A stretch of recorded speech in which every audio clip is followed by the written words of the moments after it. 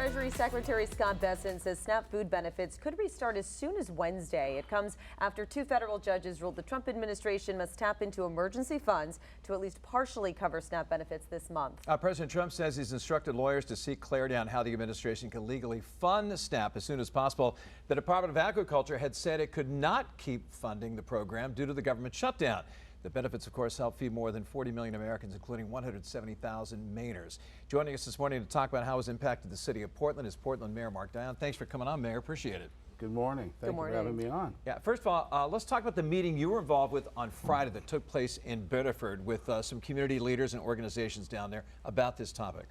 There were a lot of community partners that are involved in addressing food insecurity attended, and it was a conversation hosted by myself and Mayor Groman of Biddeford, because we wanted to get a street level view of what was happening out there. So that was a forum. It was very productive. We made new partners as far as for Portland is concerned. It provides a real perspective on the challenge. Well, how important is it to talk with other community leaders and organizations about the issue? Well, I think it requires collaboration and coordination. We can't fill the gap when you think of the money that would be denied Maine during this food insecurity. So I think seeking leverage points with other mayors is a path that I'm exploring. Mayor, how many people in Portland rely on SNAP benefits and how much money is needed? Well, to give some perspective, there's about 9,100 individuals that require the assistance of SNAP. And when you translate that into an expense, it's about $1.7 million.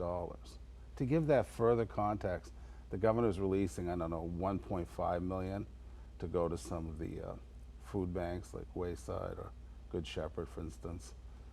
That doesn't even cover a month of expenses that are needed to support families with basic foodstuffs here in Portland. Can you talk more about the uncertainty and how concerning that is, and how do you manage that? People are afraid.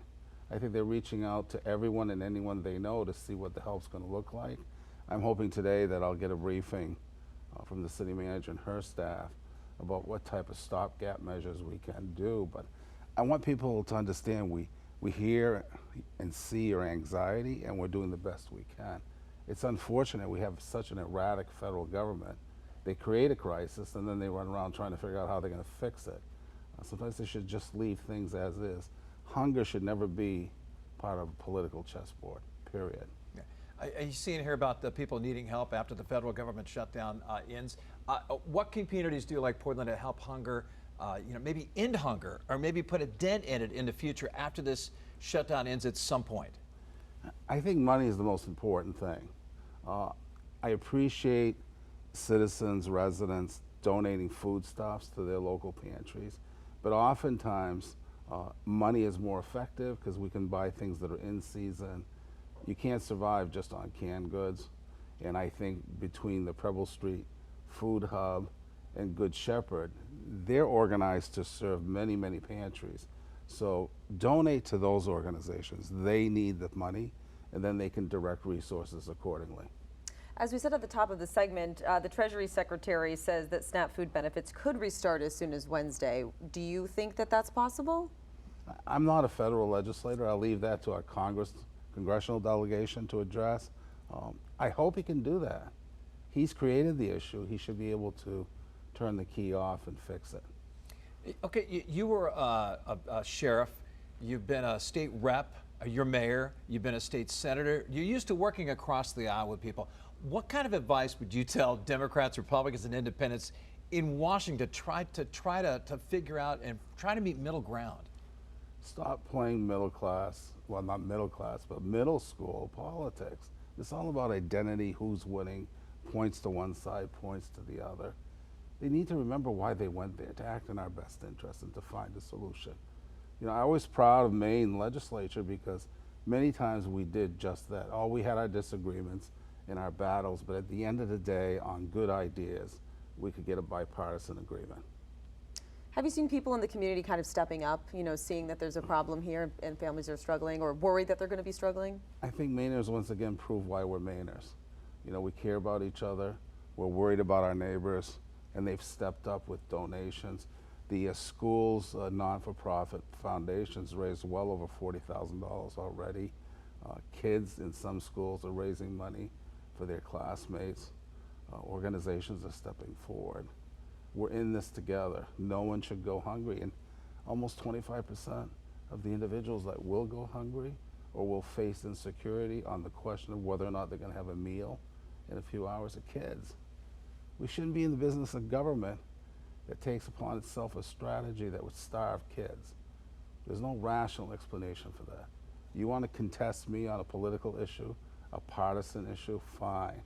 Don't put kids on the table as some sort of pawn in that battle. Yeah, and you see, this is not just, of course, going on in Portland. It's all over the state. You think about some of the people that live in rural Maine, that how much is it going to affect them? Again, we're talking paycheck to paycheck for so many people.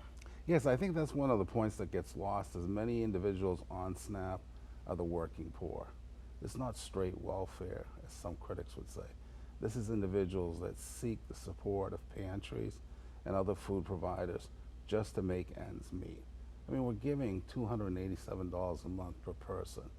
When I walk into a grocer, the prices are daunting to begin with. $287 doesn't buy today what it bought in 1960. So I think we have to recognize that. And the last thing, well, I want to say this.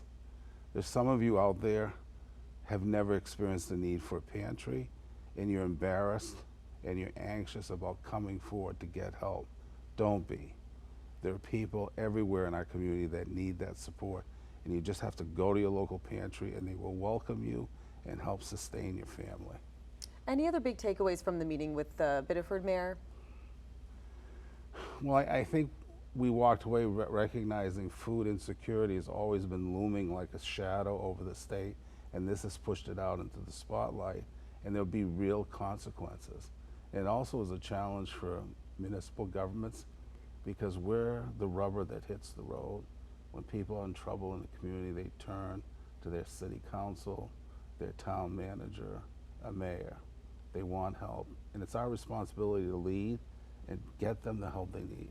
And one last thing, how long do you, I mean, obviously you don't have your finger on the pulse with this, but how long can this last in Washington, this standoff? Well, I think in a strange way, maybe some who don't want this fixed are recognizing how harmful this last issue around SNAP is. Maybe they're seeing that it's a bridge too far, and they're going to get some significant pushback from voters, recognizing that they decided by not deciding to put their families in harm's way, and that's not the role of government. Well, we hope that everyone can get the benefits that they need as soon as possible. We appreciate your time this morning. All right, thank you. Yeah, hopefully it all goes in on Wednesday like they've been saying.